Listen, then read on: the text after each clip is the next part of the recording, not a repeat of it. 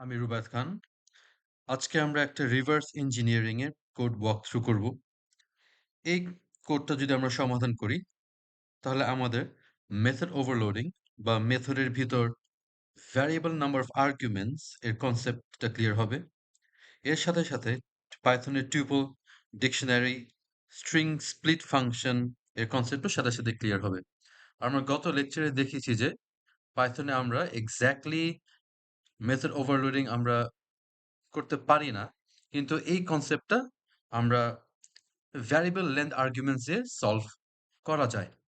So প্রবলেমটা solve করা আমরা শুরু করি। প্রথমে আমরা প্রশ্নটা পড়ি। সো এখানে প্রশ্নটা বলেছে, design the foodie class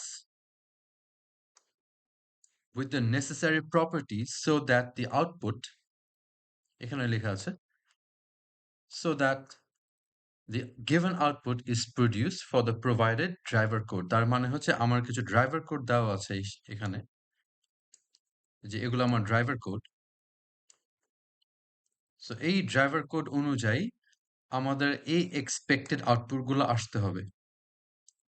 so we are given a driver code and the expected output, এবং আমাদের একটা ক্লাস ডিজাইন করতে হবে, নাম হচ্ছে ফুডি, এবং ক্লাসটা এমনভাবে ডিজাইন করতে হবে যেন আমরা এই ড্রাইভার কোডটা রান করলে আমরা এক্স্যাক্টলি এই আউটপুটগুলো পাই। তো এখানে আমার আর কিছু পয়েন্টস দেওয়া আছে, সেটা হচ্ছে your code should work for any number of strings passed to order method, মানে order একটা মেথড থাকবে, এটার মধ্যে যে কোনো নাম্বার অফ স্ট্রিংস আমি দিতে পারবো, which means variable length argument. তারপর total spent by a foodie is calculated by adding the total prices of all the ordered foods and the waiter's tips if any. And finally the third point is global variable menu, এই যে একটা menu আমরা দেখতে পাচ্ছি, which is a dictionary, can be accessed directly from inside the class.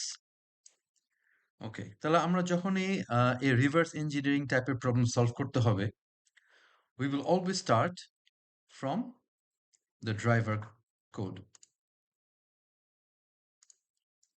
So আমরা শুরু করি। প্রথমে যেহেতু আমাকে ফুডি ক্লাস ডিজাইন করতে বললো, আমি এখানে একটা ক্লাস তৈরি করলাম ফুডি। আর আমি যদি কোয়েশ্চেনে দেখি এই লাইনে, তাহলে দেখছি যে এখানে আমি ফুডি ক্লাসের অবজেক্ট তৈরি করছি, আর এখানে সাথে একটা কনস্ট্রাক্টরে একটা প্যারামিটার পাঠাচ্ছি। তার মানে হচ্ছে ফুডি ক্লাসে আমার একটা অবশ্যই প্যারামিটার থাকবে, কনস্ট্রাক্টর থাকবে, যেটা একটা প্যারামিটার নিবে।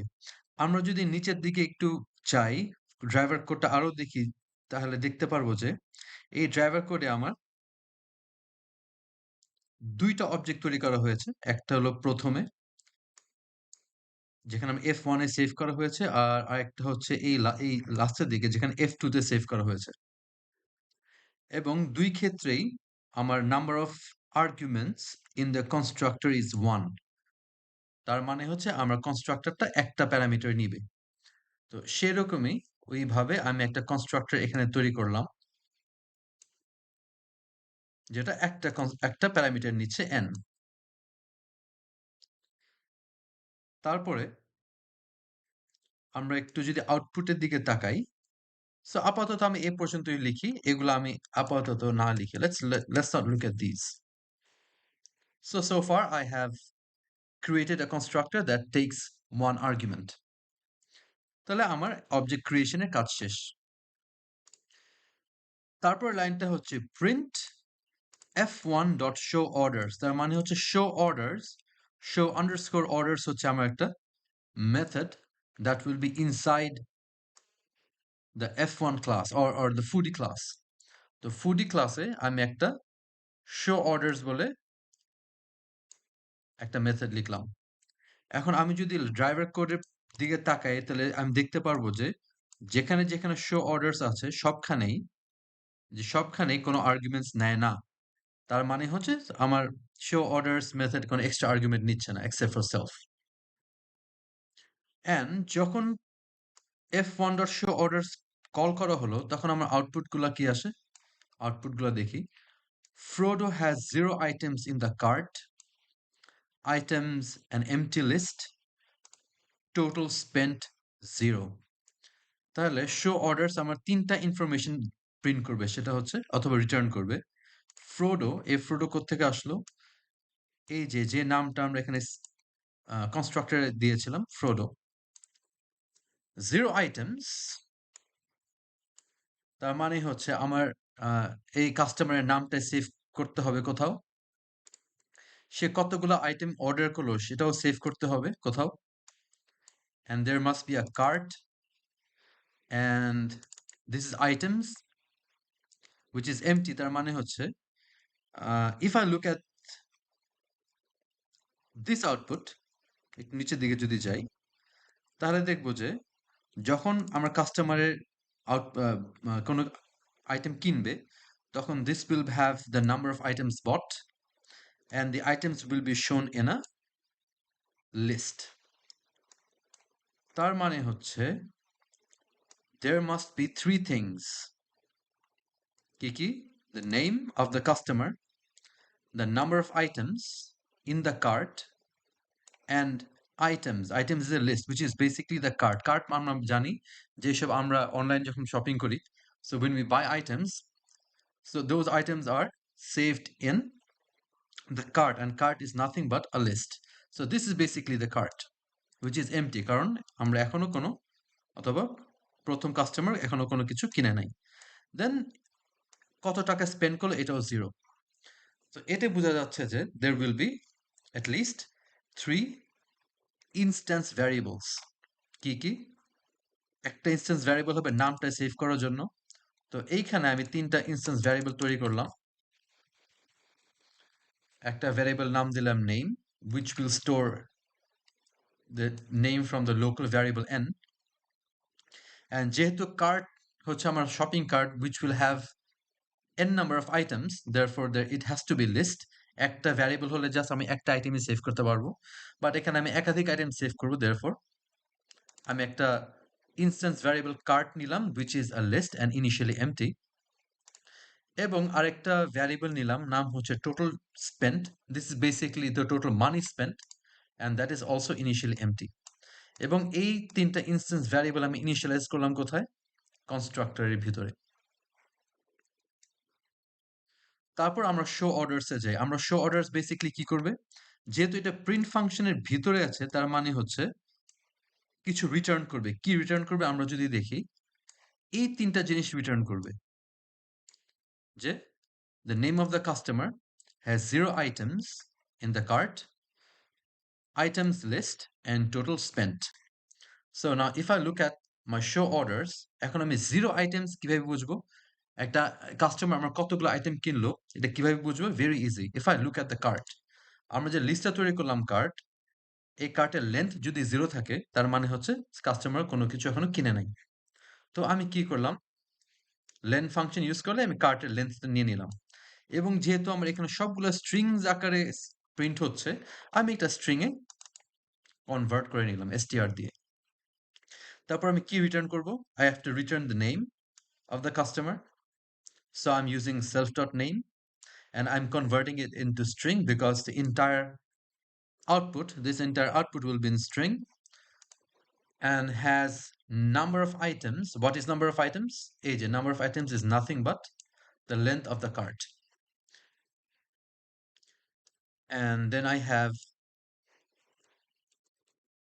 uh, the cart itself. Cart is a list which will have the items, এবং যেহেতু এটা empty, এটা empty দেখাবে।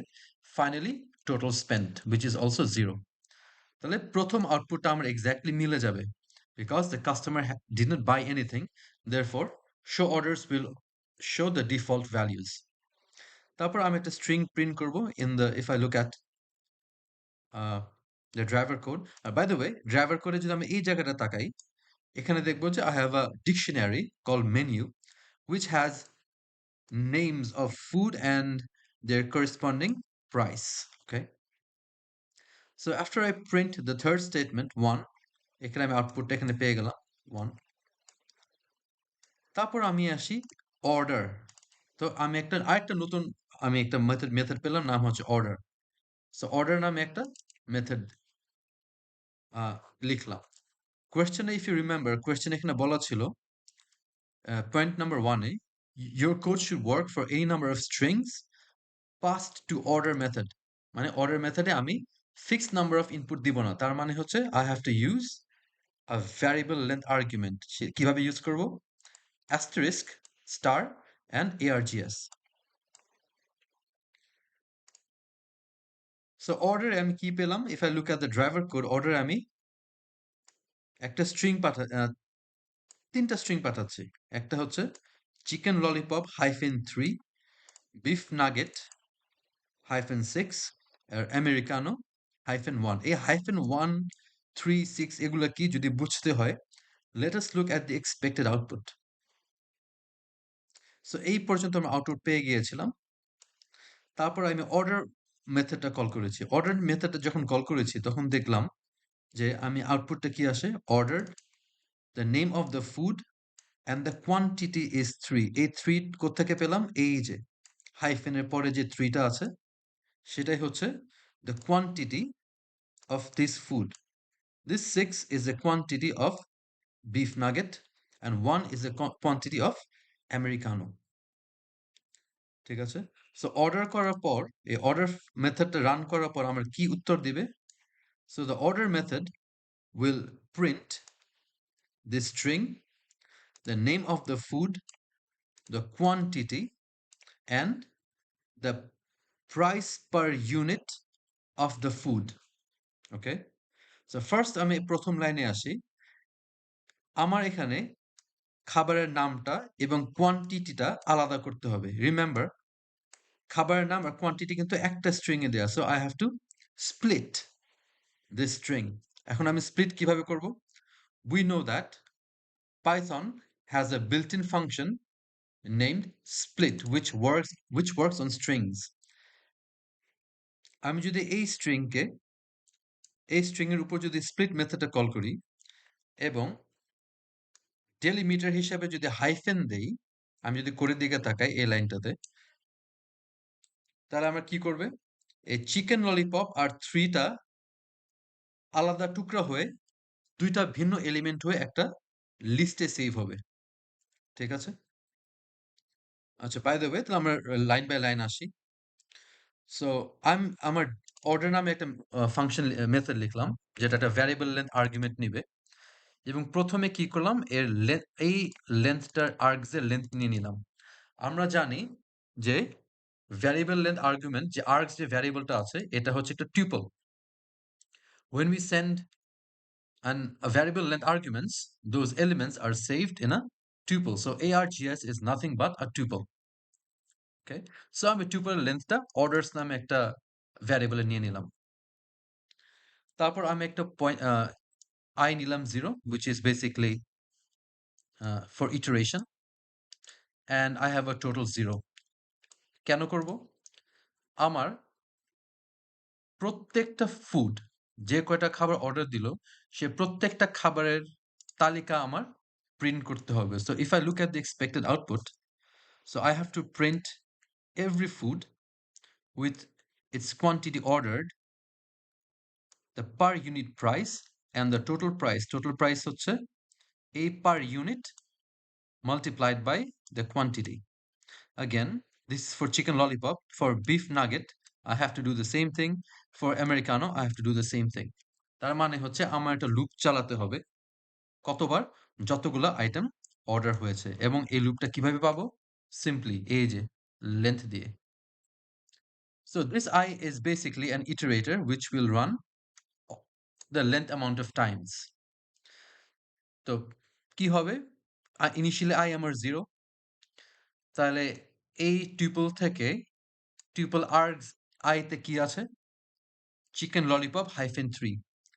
সেই চিকেন ললিপপ -3 কে আমি স্প্লিট ইউজ করে আর ডেলিমিটার ইউজ করে আমি চিকেন ললিপপ আর কোয়ান্টিটি 3টাকে আমি আলাদা করে ফেললাম, এবং এখন এই একটা স্ট্রিং এখন 2টা স্ট্রিং হয়ে গেল, এবং এটা একটা লিস্টে সেভ হয়, এবং লিস্টের নাম হচ্ছে food qty is a list। Now food Q T Y list থেকে 0th নাম্বার এলিমেন্টে আমি কি পাবো? The name of the food. And QTY1 থেকে আমি পাবো the quantity of the food ordered. Now remember, I have a shopping cart. যে এলিমেন্টটা আমি কিনবো সেটা আমার শপিং কার্টে আমি অ্যাড করতে হবে। এবং শপিং কার্টটা কি ছিল? একটা লিস্ট। তাই আমি কি করলাম? যে খাবারটা আমি কিনলাম সেই খাবারটা আমি কার্টে আমি অ্যাড করে দিলাম। কেন করব? So that when orders is called, আমি যখন orders ফাংশন নাম হচ্ছে এই যে শো অর্ডারস মেথডে যখন কল হবে তখন কি দেখাচ্ছিল? এই যে items, I'll have all the items bought, এবং আইটেমস গুলো কিভাবে পাবো?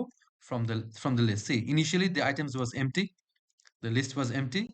তারপর তিনটা খাবার অর্ডার করার পর এই আইটেমস লিস্টটা কিন্তু আর এমটি না, তিনটা হয়ে গেল। তার মানে হচ্ছে, so the food we get over here must be appended in the list. তারপর টোটালটা ক্যালকুলেট করব। টোটাল কিভাবে ক্যালকুলেট করব? খুব ইজি। সেটা হচ্ছে কোয়ান্টিটি টাইমস সেই পার্টিকুলার খাবারের ইউনিট প্রাইস। এখন খাবারের ইউনিট প্রাইসটা কোথায়? এই যে আমি যদি মেনু নামে লিস্টটা দেখি, so if I look at this list menu, এটা এখানে ডিকশনারিটা কি, সরি মেনু লিস্ট না, ডিকশনারি। ডিকশনারিটা যদি দিকে আমি তাকাই তাহলে আমি কি দেখতে পাবো? আমার কিগুলো আছে খাবারের নাম, আর ভ্যালুটা হচ্ছে ইউনিট প্রাইস। সো আমি তো এই ফুড ভ্যারিয়েবলে খাবারটা আছে, তো menu dictionary food is the value কি, এখান থেকে আমি কি পাবো? আমি ভ্যালুটা পেয়ে যাব, এবং ভ্যালুটা হচ্ছে ইউনিট প্রাইস। এটা আমি কোয়ান্টিটির সাথে গুণ করব, তাহলে আমি টোটালটা পেয়ে যাব। এবং if you remember, there was something called total spent. Total spent হচ্ছে total money spent. এটা কি হবে? প্রত্যেক খাবারের টোটালটা আমি টোটাল খাবারের খরচের সাথে আমি যোগ করে দিব। ঠিক আছে?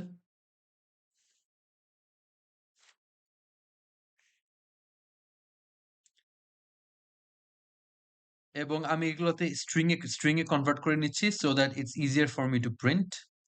লাস্টে আমি এই টোটাল ক্যালকুলেট করলাম। আমি কোন খাবারটা অর্ডার করছি এই খাবারটা আমি এখানে লিস্ট থেকে নিলাম স্প্লিট করে, তারপর শপিং কার্টে অ্যাড করলাম, তারপর কতটুকু কোয়ান্টিটি এটা আমি নিলাম, ওইটার সাথে আমি টোটালটা সবকিছু পাওয়ার পর আমি প্রিন্ট দিলাম। প্রিন্ট কিভাবে দিব? এক্স্যাক্টলি আমার এক্সপেক্টেড আউটপুটের মতো। সেটা হচ্ছে প্রত্যেকটা খাবারের নাম আলাদা থাকবে, সাথে কতটুকু কোয়ান্টিটি অর্ডার করলাম এটা থাকবে, ইউনিট প্রাইস আর টোটাল প্রাইস। টোটাল প্রাইস মানে হচ্ছে unit price into the quantity. Last day, if I look at the output, after printing all the items, I will also print the total price. I'm sorry, hey, yeah, total price. So এখানে আমি কি করলাম? So I print ordered, the food name, the food quantity, the unit price and the total. ঠিক আছে? এবং এটা লুপে চলছে, তার মানে হচ্ছে প্রত্যেকটা খাবারের জন্য আমি এই আউটপুটগুলো পাবো। Now, if I go down, there's another function called tips. Tips কি হবে? So if I go down again, we see that pay tips একখানে 20 দেওয়া আছে, আর এখানে কিছু দেওয়া নাই। তার মানে হচ্ছে ডিফল্ট। ডিফল্ট মানে হচ্ছে 0। কিভাবে বুঝলাম? By looking at the output.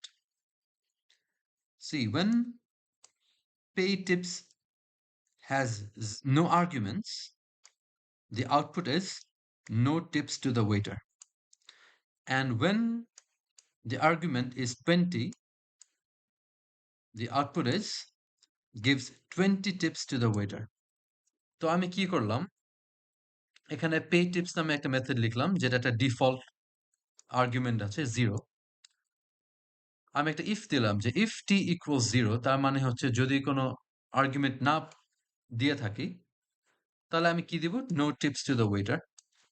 Else আমি কি প্রিন্ট দিব? গিভস টি অ্যামাউন্ট, যে অ্যামাউন্টটা টিতে আসবে এটা আমি স্ট্রিং এ কনভার্ট করে that tips to the waiter. এবং যেহেতু আমি টিপস দিলাম, this should be added to the total cost.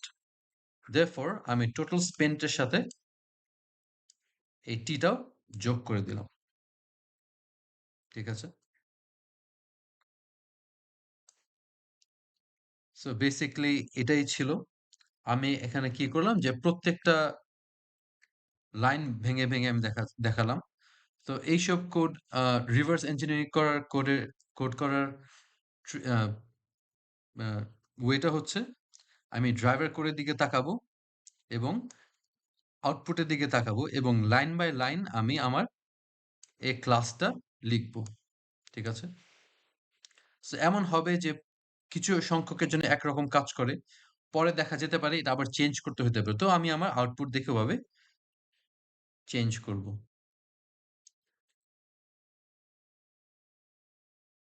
So এই ওয়াক থ্রু তে এটাই ছিল। আমি নেক্সট আরেকটা ওয়াক থ্রু দেখাবো যেটাতে আমি এই পুরা ক্লাসটা আমি স্ক্র্যাচ থেকে তৈরি করব। যেরকম এটাতে আমি অলরেডি তৈরি করেছি। আমি আরেকটা প্রবলেম সলভ করব where I'll write the function or write the class from scratch. Thank you.